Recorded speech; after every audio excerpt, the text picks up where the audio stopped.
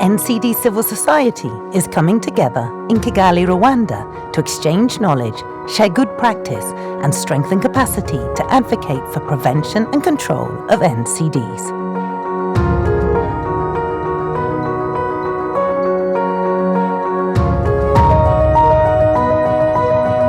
The forum will provide the platform to strategize, coordinate and unite ahead of the UN high-level meeting on NCDs in 2025 to ensure it brings about a meaningful change for people living with NCDs. The forum is possible thanks to our strategic partnerships and will be convened together with Rwanda NCD Alliance in collaboration with the Rwanda Ministry of Health and Rwanda Biomedical Center. Thanks to our supporters who have contributed to making the Global NCD Alliance Forum a reality.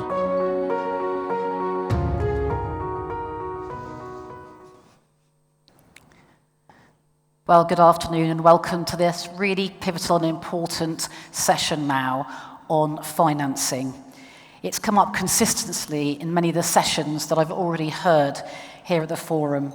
How can we bridge this gap between creating sustainable investments and financing some solutions for NCD's expenditure, which, as we know, is such a growing burden? We know that NCD's funding has always lost out, really, in terms of development aid, only 3%, according to the Africa CDC head yesterday. We need to increase funds, but it's a very, very tough environment. We know that fiscal policies such as taxation on alcohol and tobacco can work and are evidence-based, but there's controversy and pushback on them. So we need a strong investment case for NCDs, a triple win to help people, to help health systems, and to help government coffers. So to get to the heart of the matter, we've got a fireside chat. We're going to have Jumana Kamruddin, who is the Global Program Lead, Healthcare Delivery at the World Bank, and also Pierre Cook, the Technical Advisor for the Healthy Caribbean Collective. Again, we want you to be involved. Please do tweet and on social media using the hashtag #ActOnNCDs. But without further ado, I want to pass over to Pierre and also to Jumana. So please, your fireside chat. Thank you.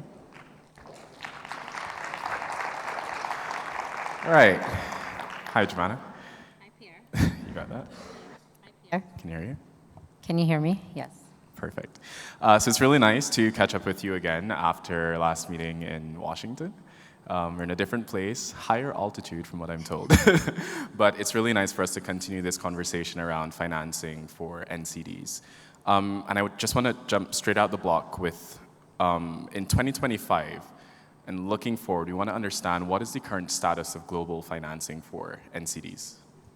Yeah, I think this group and you, of all people, know what the numbers are, but maybe just to level set a little bit, I think we can all agree that financing for NCDs and mental health is very severely restricted and limited, no matter if we look at domestic financing for health or in terms of development assistance for health, which is less than 2% currently.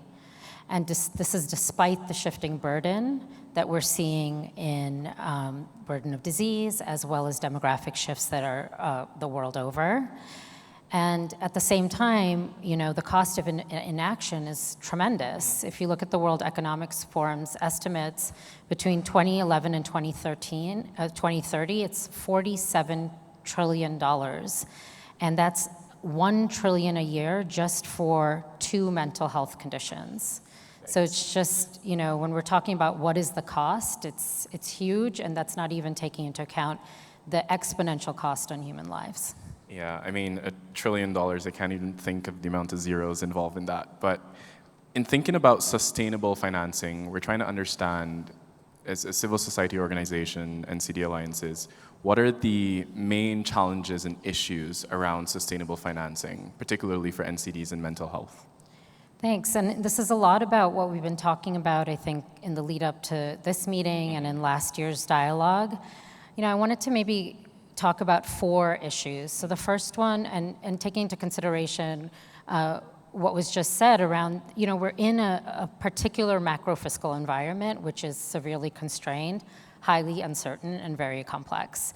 And then within that, we know that domestic financing remains really, really low, and that's essential to sustainable financing. So we're in Africa. I've worked in Africa for a long time. I was born in Africa.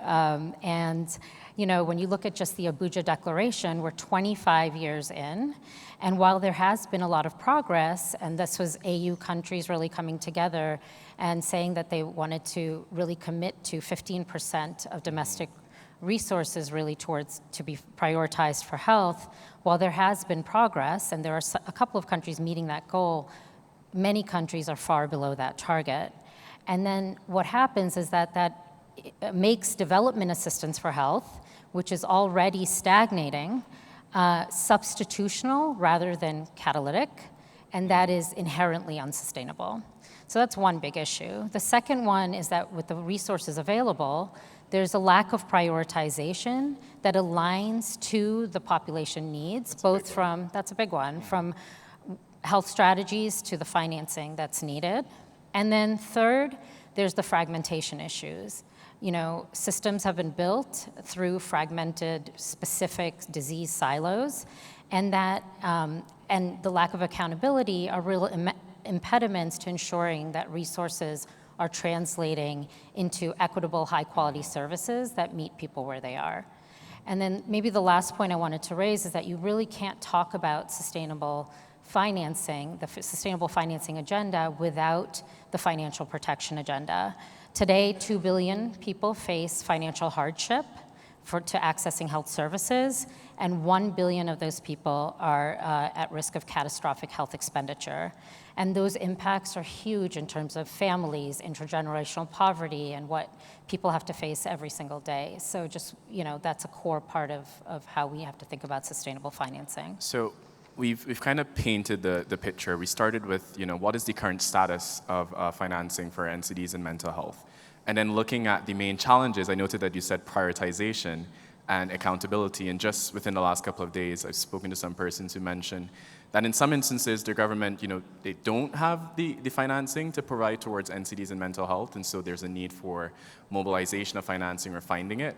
But then there are other persons who mention the same thing you said, which is governments aren't prioritizing NCDs and mental health.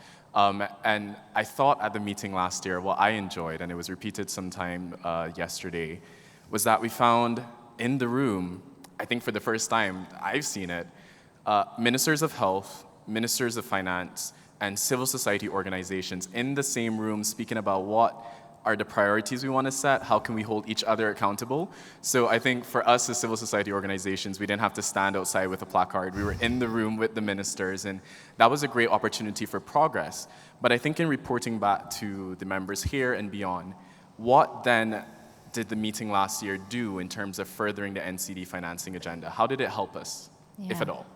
And you're highlighting something that was really the magic sauce of the whole meeting, I have to say.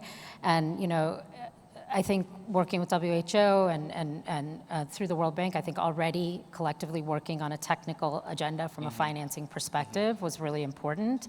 And having all different stakeholders there, ministries of health, ministries of finance, civil society, people with lived experience, private sector, foundations, academia. All in the same room. All in the same room, and not talking about technical issues over here and then financing strategies over there, but really a consolidated discussion on what are we financing? Sustainable financing for what? Okay, sustainable financing for mental health and NCDs, and what does that actually mean? So having 34 countries in the room and all of these different stakeholders is what these 10 recommendations that I'm sure many people are hearing about were built upon. That's that collective intelligence that brought that to the fore. And I just want to maybe stop and say that this isn't a silver bullet. It's not a menu where you say, do these 10 things or, and you'll get this result. But I think the meeting does two important things. One, it starts really putting countries at the center of the issues that they are grappling with, and what's working, what isn't, and why. And I think in doing that, you're lowering the barrier of entry and talking about these issues in a concrete way. And we say actionable issues or actionable recommendations because everybody in the room co-created them, and that provides a way to engage with them from multiple dimensions and in the places that we sit. And maybe I can just talk a little bit about, how financing strategies really came in across these different areas for folks that may not yet be familiar with the report, which is available online and we'll make it available widely. But it's really around how financing strategies can enable a sustainable agenda for NCDs and mental health through an integration approach. So it's discussions and unpacking around countries are already doing and can use fiscal policies to increase domestic financing envelopes, exploring the catalytic potential of domestic, of DAH. What is? Domestic assistance. No, not development assistance for health, thank you. In jumpstarting reforms and thinking about innovations, thinking about different types of ways to finance, and how financing strategies can really enable prioritization of NCDs and mental health strategies in mental health into health and development strategies, into budgetary processes, and into thinking about how financing strategies can shift systems. Okay. And I think maybe one big piece of this was really a consensus or an insight that the life course approach really provides a systematic way for countries to unpack how to practically integrate NCDs and mental health into health systems and broader public health ecosystems. Yeah, that helps us, I think. Just this morning we were having a conversation about how do we move from having the diabetes group have a conversation over here, the obesity advocates having a conversation over here, and not coming together. How do we get governments to prioritize NCDs or health in general? And I think that life course approach gives us a great place to start, because it makes sure that you focus on the health of the individual throughout their life. And so you're looking at their mental health, their physical health and wellness. You're looking at prevention, you're looking at treatment. So I think the life course approach is a great way to go about this. And again, just underscoring that all these recommendations came from civil society organizations saying to the ministers in the room saying, well, hey, we thought we had the financing for this, or this is the difficulties we have with funding, and everyone coming together and concluding on the outcomes you mentioned in the document. But ahead of the high-level meeting, because we're in February, high-level meetings are happening in September, how can this process, how can the outcomes, the 10 actionable items you mentioned, how can this inform us ahead of the high-level meetings? Yeah, and I'll say, when we think about what a year is, right, 47 million people will die from NCD-related issues in 1 year. I think that's chilling. That's chilling, right? And so it's part of a journey, right? And I think the recommendations are one part of that journey, and I can say very, very concretely from the World Bank perspective, we saw an increase in demand right after that meeting for technical assistance and financing from the World Bank on NCDs and mental health. And as part of our health system strengthening broader efforts that countries come to us for. And the recommendations are informing our policy dialogue in those countries and regions. Secondly, the recommendations are informing the member state briefings that are happening. So the socialization of these recommendations as a way to kind of unpack some of the issues around sustainable financing is really important. And third, there's a knowledge agenda that's being built around this. So again, coordinated with WHO, our academic partners, we're working closely across key stakeholders on a knowledge agenda. There's 2 policy briefs that are actually out this week that I hope people can get their hands on, and they're focused on where will the money come from and how to make money work better, as well as we're really using the recommendations to inform a series that will be hosted by the World Bank and WHO, calling countries together, really focused on countries' experiences as they unpack the sustainable financing issues that they're dealing with, both from a technical perspective as well as a political economy perspective. And we would invite everyone to be part of those webinars, because I think they'll be really important. And what I'm hoping is that as we get to the HLM, with all of this work happening, with all of the meetings that are happening now, that there's a shared perspective that we all go in with. There's action that can be spoken to, and continued action and motivation. And then the HLM really focuses on issues that require strong political commitment. Domestic financing for health and ensuring that that happens is not a technical issue, it's a political one. And prioritization of health within larger budgets and what is prioritized for health is also a political issue. So hopefully the HLM can then really focus on galvanizing that political commitment around those areas. Yeah. I think what I liked most coming out of that was that immediately after that meeting, I think you're suggesting that governments and persons were owning the document and asking for technical assistance to help them in looking at sustainable financing differently. And there really was a call to action issued there in terms of civil society organizations in September holding governments accountable to make concrete political commitments. Now, we're wrapping it up. What needs to shift? What needs to change for us to get forward or move forward? What are some things that needs to happen? I'll maybe focus on one big one because I think it's really important. I think we need to shift our frame of how we are defining success. Success shouldn't solely be looked at, there's more money for NCDs and mental health. It's actually what we've been talking about for the last 15 minutes, that this integration needs to happen, and that is what leads to sustainable financing for the things that matter to people, right? And that is actually one of the motivations for the World Bank and its increased level of ambition. Many of the people here may have heard about the 1.5 billion people reached through high quality, equitable services. And NCDs and mental health are part of that agenda and are really embedded within the integrated approach to UHC.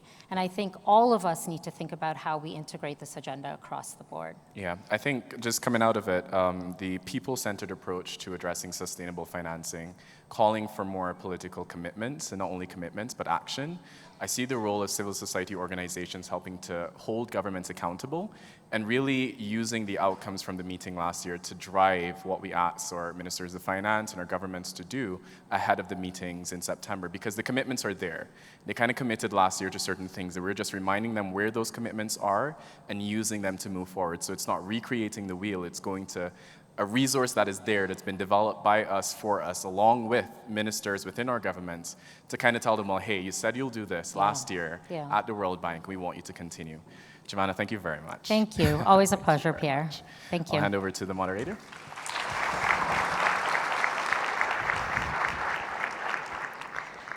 Well, thank you very much indeed, Giovanna and Pierre, for that great fireside chat. And you managed to, the stalls are fantastic. I'm glad that I wasn't on one of those, I would have fallen off.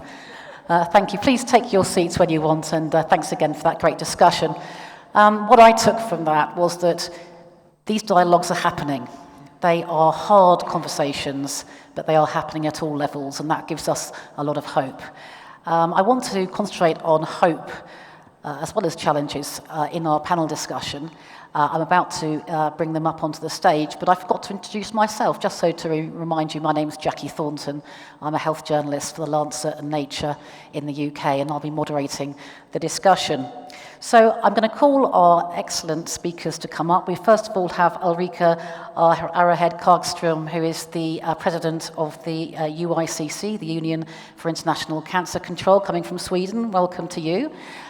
We also have Dr. Simon Becerra, who is the Director of Nutrition and Health Research Centre, the National Institute of Public Health, and President of the World Obesity Federation, who is joining us from Mexico. So welcome to you, Simon. We have Dr. Gladwell Gathacha, who is the Acting Head of the Division of the Non-Communicable Diseases at the Ministry of Health in Kenya. So welcome to you. I think you're going to be sitting over here. Also, we have Professor Linda Bold, close to me in terms of Scotland. Linda is the Vice Chair of Diabetes UK and a Professor at the University of Edinburgh. We have Dr. Ladi Hamid, who is the General Manager of Roche in Nigeria, so welcome to you. And finally, last but not least, we have Dr. Marianne Etienne-Betts, who is the President and CEO of Vital Strategies, the global public health organization from the US, and also former head of Merck for Mothers. So, now I'm going to sit down. Thank you very much.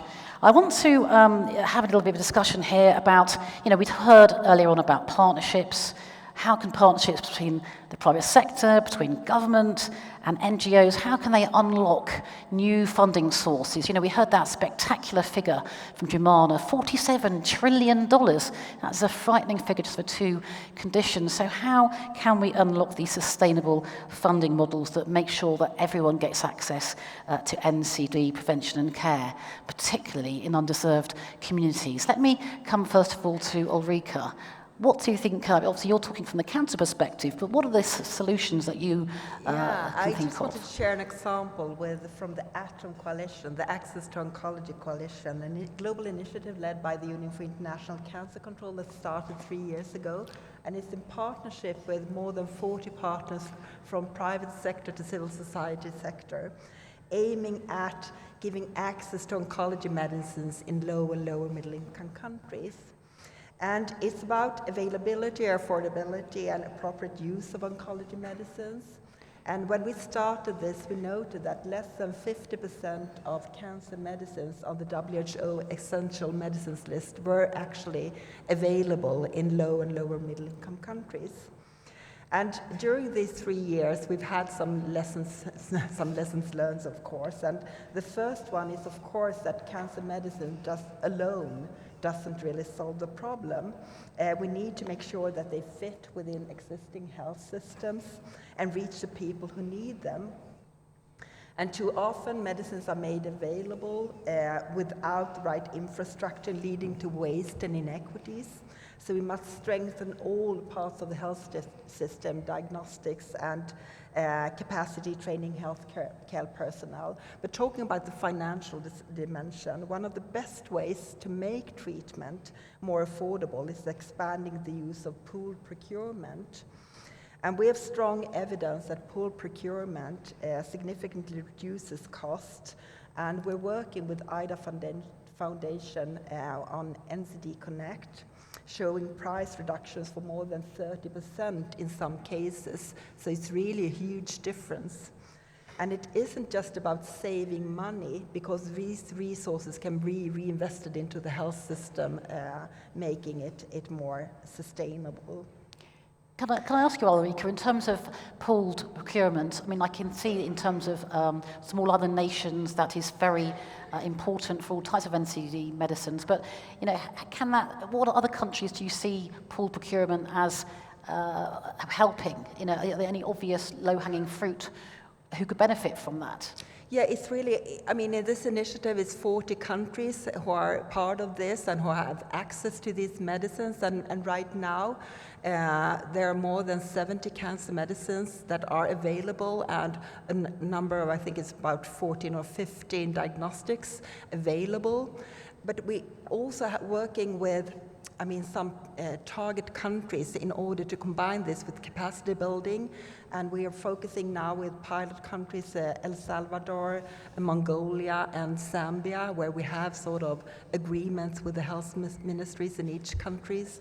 But this pooled procurement is really makes a difference. And I think the solution is really, we've learned a lot from the initiatives from Gavi and Global Fund, of course, but this is more about domestic funding. You can have global initiatives and innovations, but you need to make them domestically sort of, in order to make them sustainable in the long term. And also, if you include private sector partners, in order to make this sustainable in the long term, you need to have sort of the business angle of it. Okay, so it's not just donations, it's licensing and different pathways. Sure. Well, we'll come to the private sector specifically in a minute when I come to Ladi, but I wanted to ask Gladwell, you know, any response to what Ulrika has said, and in your experiences in Kenya, you're coming from a government perspective, and obviously we heard, you know, calls for more domestic funding. What are the innovative solutions in Kenya that you've found have worked? Thank you, Jackie. So I think the greatest push we've had is laying out the NCD financing together with the overall government health agenda. That ensures that we do things to scale. So we have done a lot of domestic international aid that comes and starts pilots, but they don't scale up to the whole country. But what we've found to be successful is that when our NCD financing is integrated to the whole government agenda, and for us right now it's the push towards universal health coverage. And if I can give an example, we are currently shifting from a new insurance fund, and one of the funds that was created was a primary healthcare fund. And in it, it spells out explicit treatment and screening for NCDs. This is a departure from long time when we were really not defined anything for NCDs in the benefit package. Another issue is also linked to it is the issue of prevention of NCDs, which before I think we took mostly a curative angle, but now with the realization that to get UHC we have to do primary health care, and we have kitted through the government 100,000 community health volunteers we call promoters for ourselves. This would not have been possible because with the financing we get ever from the private sector, from external aid, it would have been limited to a geographical area and for a limited span. So like if I talk about the kitting of community health promoters with glucometers and strips, we still have to think about the sustainability of the strips when it eventually gets depleted. So I think for me, I'm a strong advocate of looking at NCDs within the broader lenses of the government, and that needs integration and especially a strong voice of the civil society to make a case for increased prioritization of NCDs. Yeah. Well, I was going to ask you, it's great to hear that in Kenya, the whole government is looking at it, to think of the benefits of action on health, how can it benefit everyone? But you just mentioned it was civil society, but what were the other drivers that led Kenya to actually take that perspective and see that actually spending money on health will give the country other benefits as well? Okay, I also would credit the global community with the commitment that it gives countries in terms of reducing mortality, increasing NCD financing. So we've tried to, as much as we are also following the political declaration of NCDs that was made in 2018, we try and match what is expected of us at a global level because we are member states, we are partners of the states. So I'll also credit that and that push from external push towards taking care of its citizens.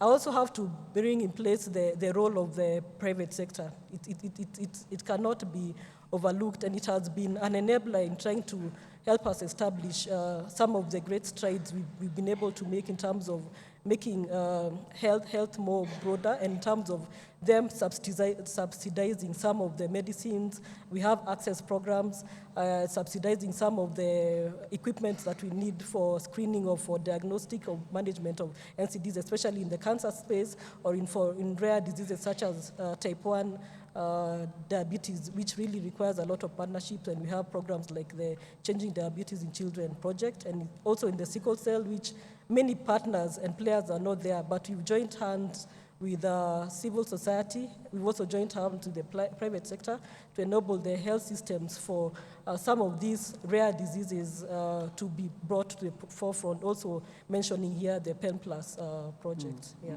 And going back to the private sector, obviously what we're looking for is sustainable solutions. Yes. Now, I'd be interested to hear Ladia about this, but obviously the private sector is under pressure just like everybody else. Do you think that relying on the private sector will be sustainable long term? Okay, I'll take a cue from Jomana, who said that there is no single bullet. So sustainability will be achieved through a multi-pronged approach, but with the lion's share being taken by the government. Usually through the domestic financing and what I said earlier, integrating into the health agenda. But there's still a role for the private sector, and we've seen it work in Kenya because we have laid down very good laws for engagement.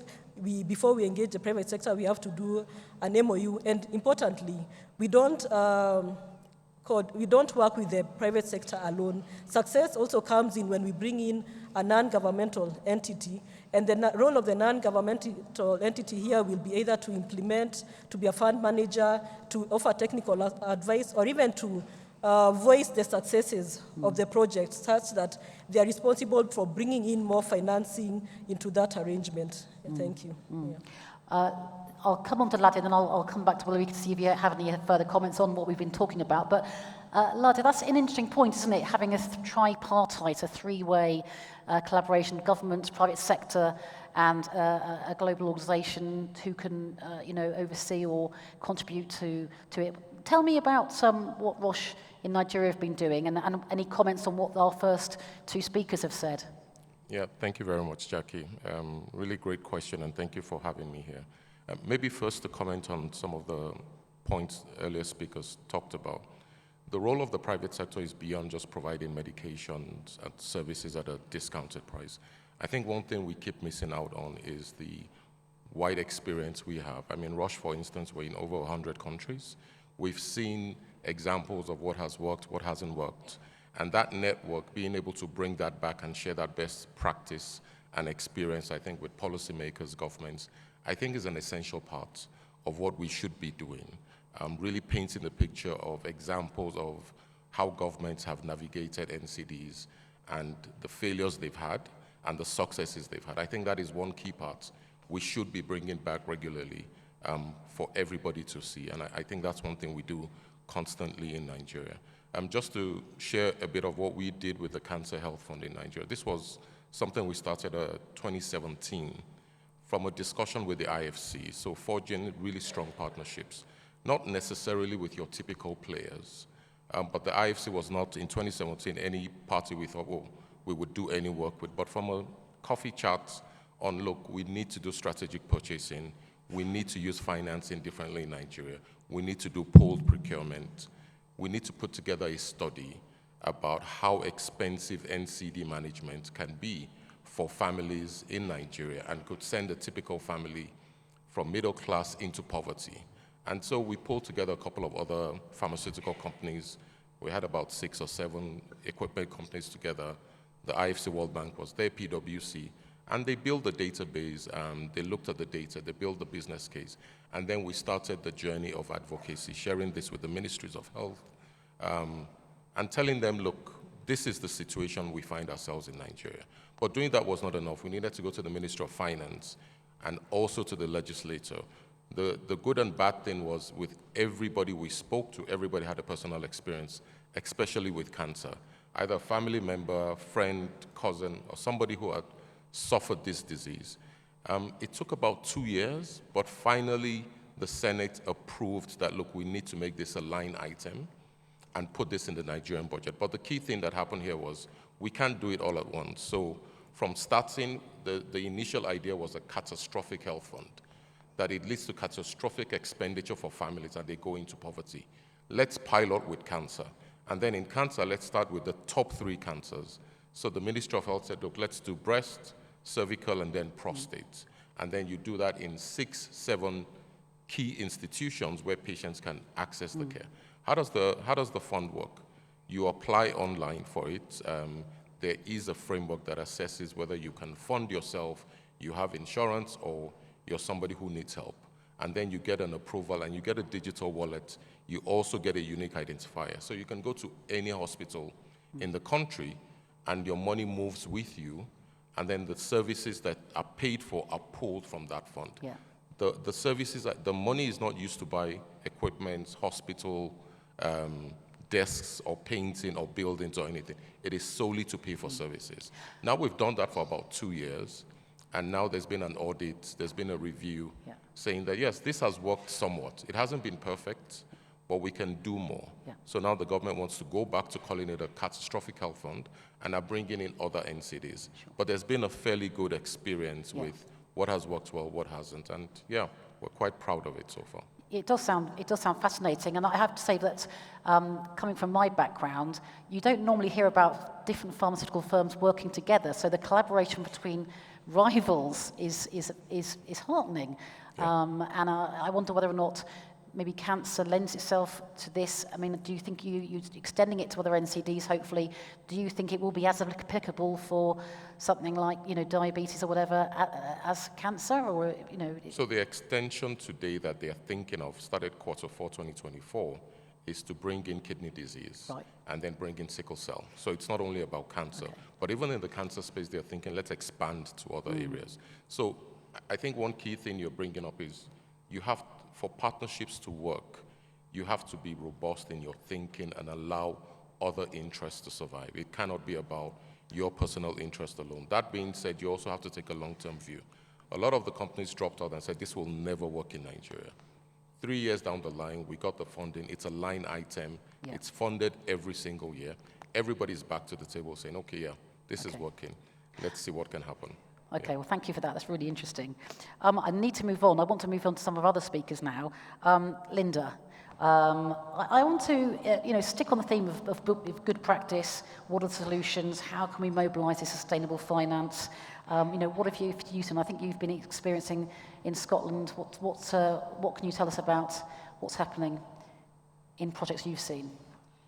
So I think this meeting has been absolutely vital to share the learning between us across multiple countries. And I guess there's three things I wanted to emphasize. I think the first point is a discussion about domestic resource mobilization. And there are so many fantastic examples that we've heard. We had a wonderful session earlier around innovative domestic financial mobilization, and you talked previously about excise taxes as a measure for that, although that has its challenges.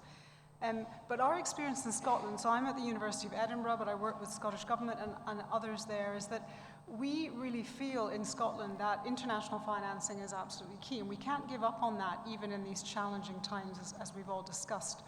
So Scotland made a very strategic decision a few years ago to invest just over $3 million in the Health for Life Fund. We're the only high-income country that's done that. And my colleagues made that decision on the basis of really strong partnerships, hearing from our partners, particularly in Malawi, in Zambia, and Rwanda, about what their priorities were. And this is a 5-year commitment. And it's a multilateral program, country-led, listening to country governments. And we know there are challenges in getting others to support that, although there are a number of other players involved. So Scotland has found that, I think, for us, a way of extending those partnerships we have globally, and to also focus on technical assistance, particular priorities that countries have. And we've recently just been able to support Rwanda here. We're having fantastic meetings on that, and Zambia with the first 2 stages of our commitment. So that builds on Scotland's experience, and we really hope we'll take others with us. But the final point I just want to make on mechanisms is, and I have to say this as an academic, Jackie, is let's use the evidence and the research that we have. And again, there's some fantastic examples at this conference. Just a couple I will point to. We go back to excise taxes. This continent has the leading research centre on that, REAP, at the University of Cape Town, and they have multiple examples across Africa of countries that they've worked with. And we know with Pen Plus, for example, let's invest in the evidence-based solutions. So I think bringing your academic partners with you, and that includes, really importantly, as Jemana was mentioning earlier, the economists. Let's get more economists understanding the productivity arguments, the linkages with health. Let's get public health people like me, the labor economists, other economists in the room to really generate that strong evidence that can support countries' own decisions. Yeah, absolutely. I completely agree. And thank you for that. Fascinating. And I will come back to you about that Scottish initiative, given what's happening in England. I'm very impressed by it. Marianne, let me come to you. In terms of solutions that can be scaled up. This is the key here. Glabber was talking about it's hard to scale up. What have you come across in your work with Vital Strategies that you think it could make a difference?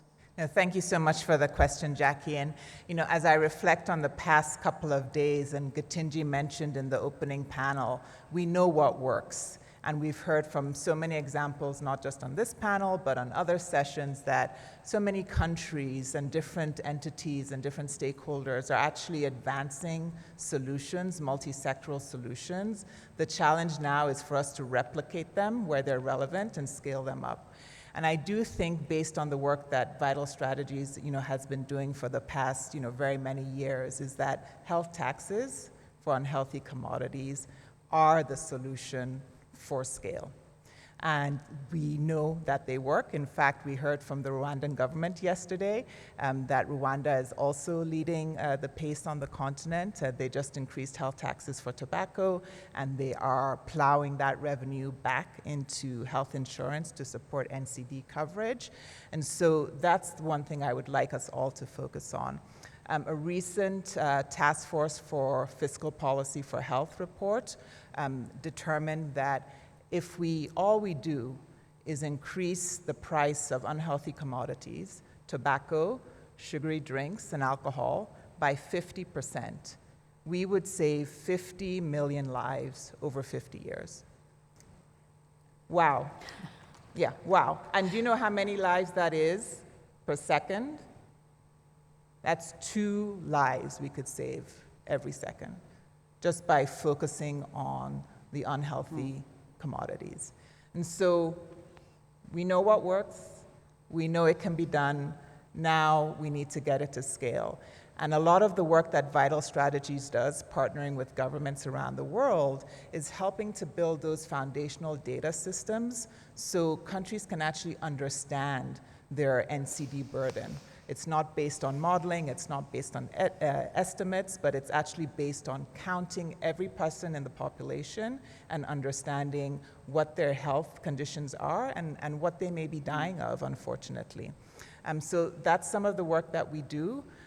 The evidence-based policies are informed by real-life data, and the progress towards putting in these solutions at scale is accelerated by learning that can occur across countries that are working on advancing these efforts. And I think we recently had a big win in Brazil at the end of last year, where Parliament passed legislation to support taxes for the whole basket of commodities, not just one. So tobacco, sugary drinks, and alcohol, and are planning on plowing that revenue back into supporting NCD care and treatment. Sure, ring-fence tips, absolutely. Okay.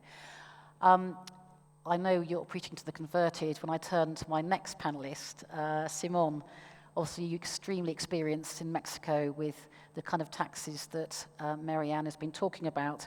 Scaling up, I know initially when you had difficulties in getting this accepted all those years ago in 2014 when it was starting in your country. How can countries where there's resistance, how can these be scaled up and get this revenue that Marianne describes, which can be then ploughed back into health systems? Thank you, Jackie. Well, we have come a long way since 2014. When we approved the soda tax, we have no choice. We are a mega country, one of the 10 most populated countries in the world, and we are also one of the countries with highest burden of chronic diseases. We lost 1 million deaths in the last 10 years due to diabetes, and we have 100 to 200,000 new cases of diabetes every year. So the health system was really collapsing, and at the same time, the oil prices, which is a very important source of revenue in my country, Mexico, was decreasing. There was a crisis of oil prices. So the only way to get revenue and avoid the system to collapse was to identify other sources, and we were ready. We were ready for that window of opportunity because we had the models, we had the case, we have the benefits, and we have even estimations of how much the government could earn from those taxes. And then the government took it and implemented not only a soda tax, but also a junk food tax. And this was in 2014. And then we were able to evaluate that the next 2 years. We evaluated the impact on reduction in consumption of soda and also of these junk foods, high caloric junk foods. And it was a very good case to show to the world that these kind of measures work. After the implementation and impact evaluation of the soda tax in Mexico, more than 80 countries implemented soda taxes. So it's very important, and we see this not as a way to assure financing, but actually we see it as an absolute need to avoid the system to collapse. And the other thing is we see it as an opportunity to reduce demand of the health services, because this is really, everybody's talking about obesity or diabetes or high blood pressure, but these conditions have a source, and it's complex, but it has to do, as Marianne was mentioning, with high consumption of unhealthy products. And we need to recognize that if we don't stop that, the demand will not decrease and the systems will collapse. So we need to be very serious about that. And I have to say that an important thing when we talk about private sector is that there is a private sector that is producing these unhealthy products, and we need to stop them from influencing and exercising power on the decision making in our countries, particularly in developing countries. And these are corporations that come from developed nations that are very powerful, that have voices in the international United Nations systems, and then they go to our developing countries and break all the rules, and they use their power to continue selling these products. So we need to be very serious about this. I was on the panel earlier on with Patricia, who's been writing a lot of the anti-tobacco legislation, and she was saying we need to fight, and we need to lobby hard. I mean, is this the role of civil society to combat the, as you say, the private sector who are persuading governments not to introduce these fiscal measures? What can civil society do? Well, I think civil society has a huge role to do. Like they are the ones that do the accountability, and also the ones that generate the public support, the ones that make the interaction with the politicians. But yes, we also need to recognize, as we in the World Obesity Federation are saying, it's a problems in which we need to talk about systems. So there is a food system that we need to have interactions with the health system, and the civil society is very important to do this connection. Also maybe the connection with academia, because civil society cannot absorb all the research and evidence needed. They need to interact with academia and have this dialogue, and with decision makers. Yeah. Okay, thank you very much, Simon. Okay, I'm going to, in a minute, ask all of our panelists what is the bold message or what bold step that they would like to see leaders, financial institutions, and civil society make to drive there to be more sustainable investments for NCDs. But I come back to Ulrika. Anything, Ulrika, you wanted to comment on that all the panel have had their say? You spoke first. Is there anything that that spoke to you? I think we all agree, and I think the case that you're building and what you've done in Mexico is inspiration to so many countries. But we also see the backlash from the food industry and the tobacco industry, etc., trying to build a case that this is not a fact. It doesn't really affect the health in the positive way that we say. So we really need to strengthen our arguments, and we need to talk a lot more with the finance ministries to build a case and talk about. But that's one of the reflections, because I know the hard pressure from the industry, and we really need to talk about health as not it's building health. It's also about economic resilience, and we need to make that case more visible to the finance ministries.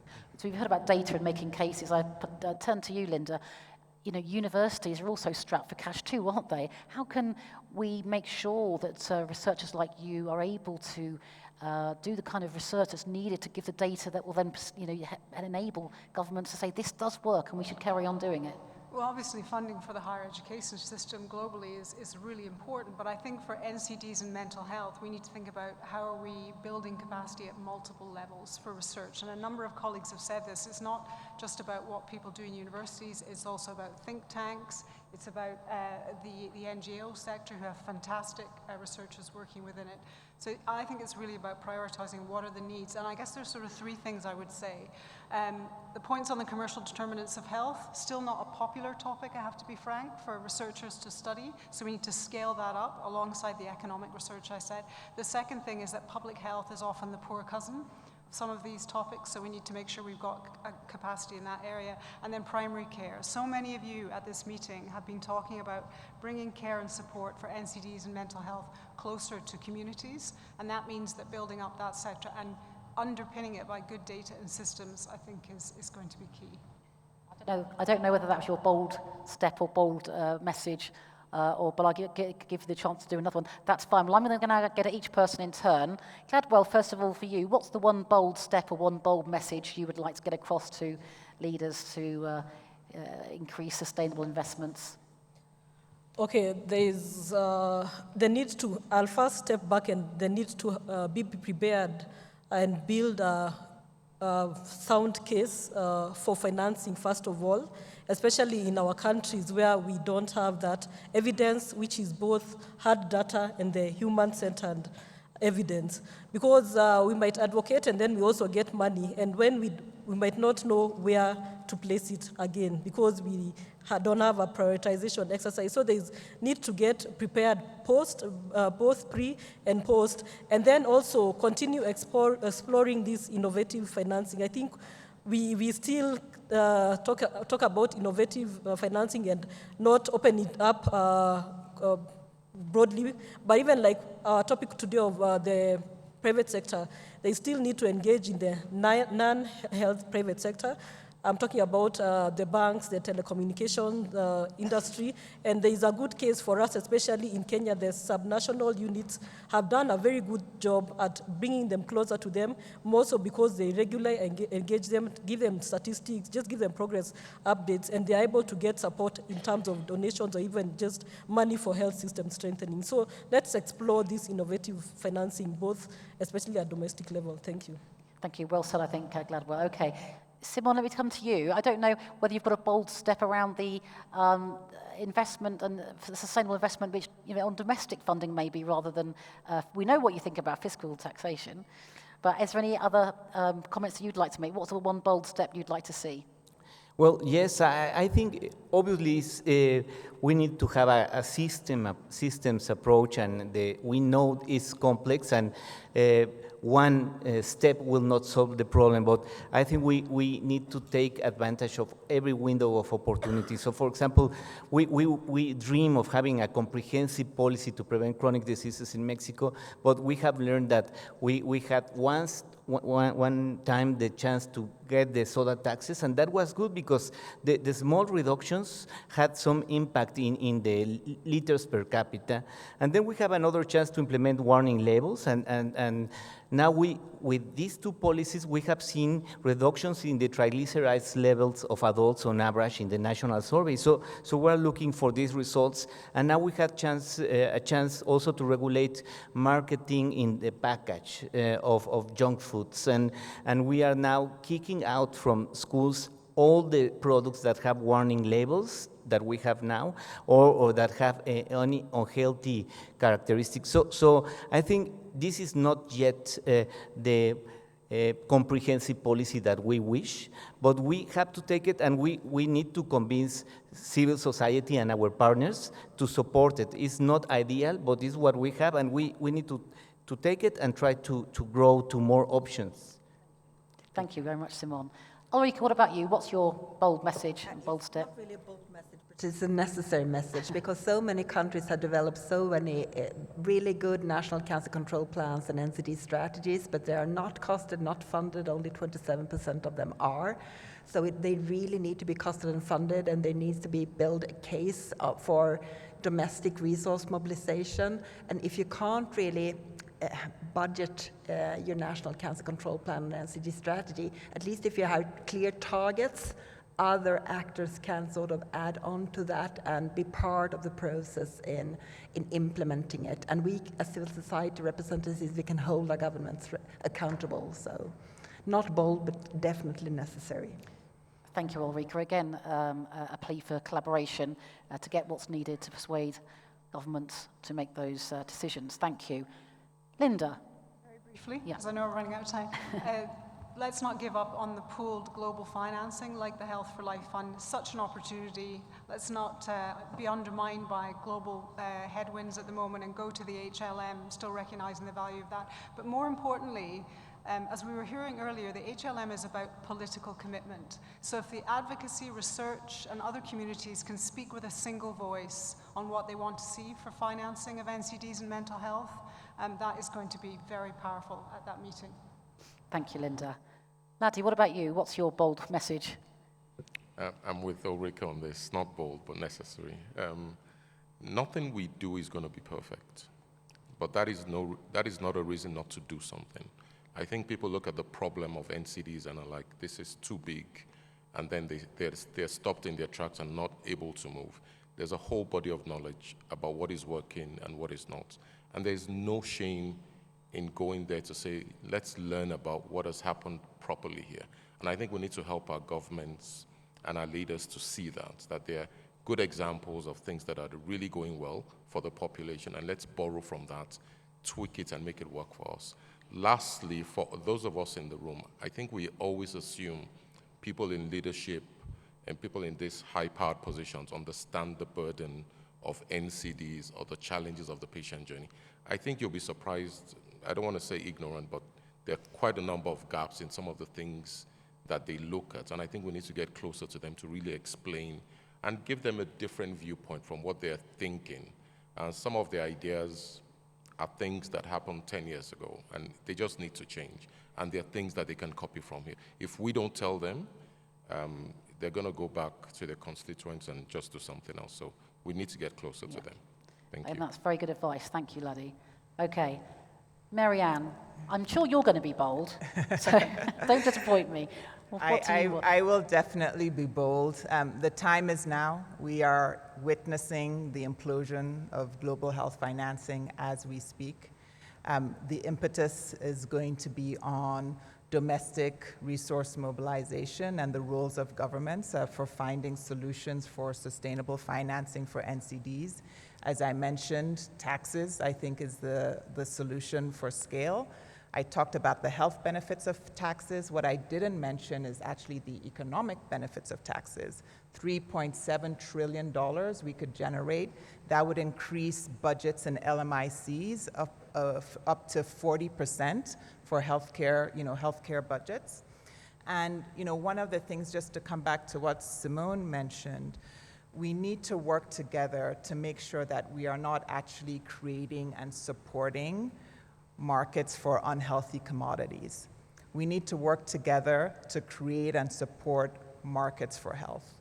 And we do that by enabling governments, to generate revenue, to be strategic purchasers of healthcare. But also, we need to make sure that we're increasing demand for this by making sure we're communicating with civil society, we're communicating with patients, we're communicating with, our elected government officials on just this can be done. The evidence shows that it works, and it's going to improve health. And when we do share that information with the general community, we find that there's overwhelming support for these solutions. Thank you. Thank you, Marianne. Absolutely. Investing in NCD, it's not a cost, it's a real investment. I'm very sorry, I have to bring things to a close. It's been a fantastic panel with so many points. The need for collaboration with the private sector, multiple private sector types, and actually having the data and the research behind it to show the evidence that what works. I'm sure, and I hope it won't be the same for other countries who hit almost a rock bottom, like you talked about, Simon, that Mexico had to do these taxation measures, and that others will do it more proactively, seeing the benefits that you've done. So I must draw it to a close. I hope you've enjoyed the session. Thank you to my wonderful panel and to Jemana and Pierre for the fireside chat. Let's give them a round of applause. Thank you.